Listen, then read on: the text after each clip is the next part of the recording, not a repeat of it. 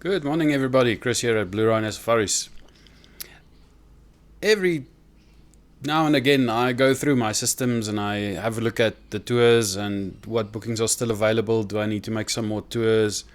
And every now and again, I stumble onto something and I think, I wonder if people saw this mail or if it just went under the radar or there was a ESCOM power outage or whatever at the time when this mail went out, because after 15 years or so, I start understanding when tours should be full and they're not. And it always surprises me when I look at a trip and I think, this trip should actually be full. I don't know why I have space left on it.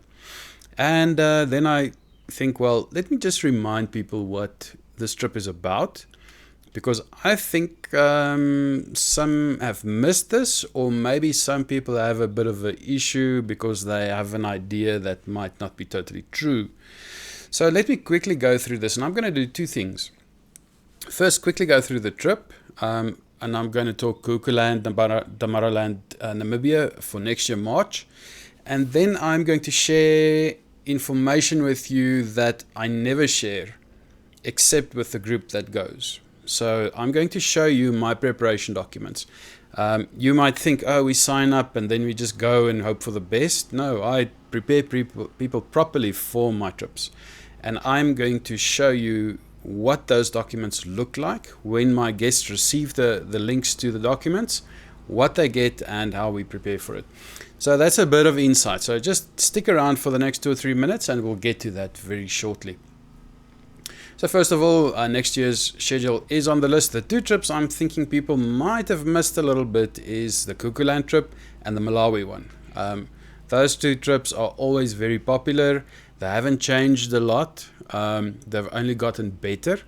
So I would actually expect the trip to be full, but it's almost full, so I'm not too worried about it. It's just like there's a spot left, and I don't know why.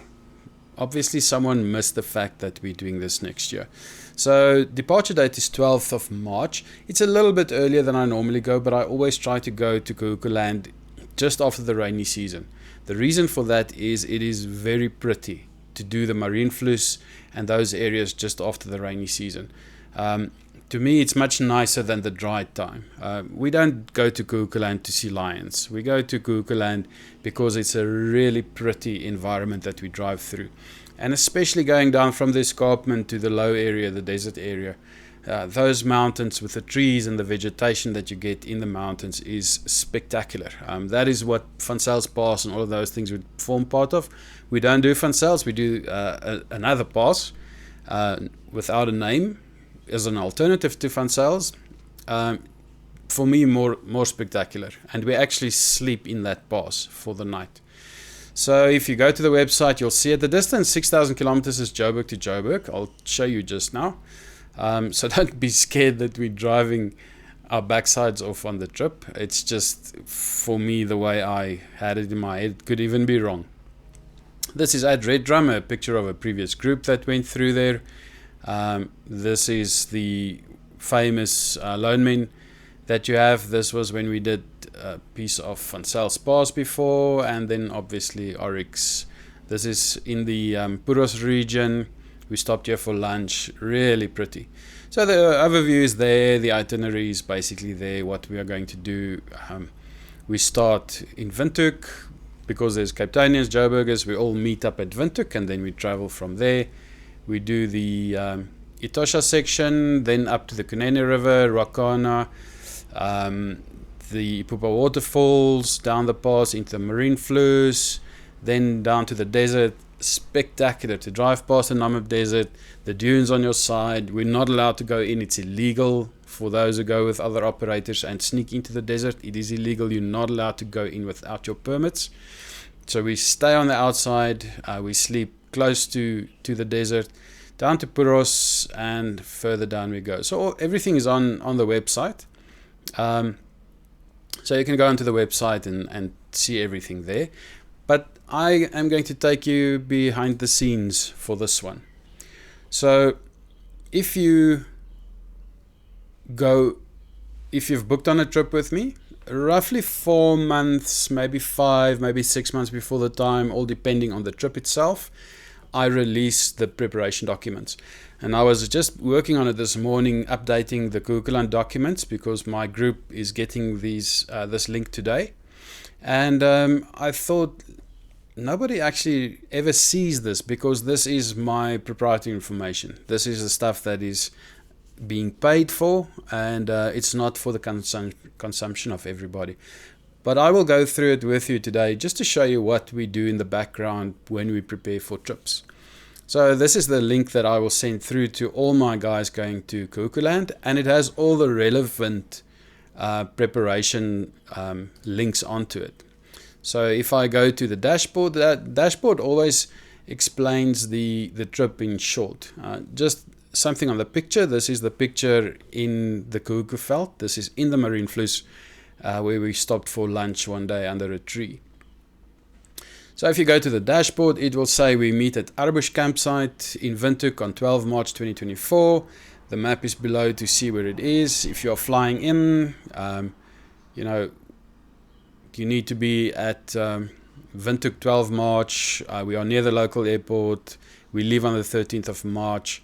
And we finish in Swakopmund, but I'll go back to Windhoek again on the 26th. So that's the timing. So if you want to fly in and rent a car or whatever, then that's how you plan it. The tour distance is roughly 2,000 kilometers from Windhoek to Swakop. Fuel availability, generally available. Longest distance between pumps is from Ipapa Falls to Sesfontein, and it's about 650 kilometers on gravel and 4x4 driving. So I give you the conditions that you can expect. And then I say if you can get 800 kilometers between fuel stops in your vehicle on the open road. So if you drive 120 down to Cape Town and you get 800 kilometers, then you should be okay to do this. So I'm trying to interpret the driving conditions and how much fuel you need. If you can't do 800, you need to take a jerry can, obviously. Fuel purchase will be credit cards generally, but it's always good to have one tank of fuel with cash with you. That is something that I always say to people. Take enough cash for one tank of fuel at least. If the card machine is broken, you can pay in cash. Otherwise, you use your cash on the last fuel and you get rid of it in that way. We'll do most transactions in cash, but cards will also work in the large shops and the big lodges where there's restaurants and all of those things. I talk about the currency to the Namibian dollar and how it works. Meet in the red line. So I give you a heads up on the fact that we are crossing the red line. The red line is a line that runs through Namibia from east to west. Just as a very interesting side note, that line is traditionally the German northern border of Namibia. North of that, they consider it barbaric area and not part of German East Africa. German Southwest Africa. So just as a interesting side note. So I tell you about meat, and then groceries. We'll stop at Uchu, Puwo, Sesfontein, and then there's a few small stops on the way, so we can get groceries there. 220 volt, we should have 220 volts on night 1, 2, 3, 4, 14 and 15. Otherwise, there's no power on the rest of the nights. Washing, on this tour, you are on your own. Washing can be done as we go. Bring your washing line. Sometimes we can hand in washing at the lodges if we have enough time and there's someone that can do it for us. Showers, hot showers most of the time, cold showers for the rest, 1 or 2 nights bush camp. This is because there's certain long days that we just can't get to the next campsite and we actually have a bush night on this trip. Very nice. It's one of the best nights that you'll ever have in your life. 4x4 driving. It's a 4x4 tour, so yes, we are going to have a bit of sandy conditions. Coming down the mountains into the Kaokoland Marienfluss area, there's going to be a bit of 4x4 driving. I'm a 4x4 instructor. You don't need to know anything. I will tell you what you need to know to navigate this. What 4x4 stuff you have to bring. I have the recovery equipment. You don't need to bring anything. What you need is a tire pump and a spade. That's all you need to worry about. Water, there's water for cooking and cleaning everywhere, so we don't need to carry anything regards to washing and cooking. But for drinking, we'll take bottled water. And then for the 1 or 2 nights bush camp, if you have a 25-liter empty container, we fill it with water the camp before, and you have washing water for that night. No worries. Second spare wheel. on this trip specifically, there are some sharp rocks, and the second spare wheel is a good idea. You don't have to bring the whole wheel. You can just bring the tire, because when we get to Sesfontein, or even last year we changed the tire in camp at the Konene at Marienfluss. So if you have a loose tire, you can pack stuff inside of it, and that'll be good enough for you to carry on.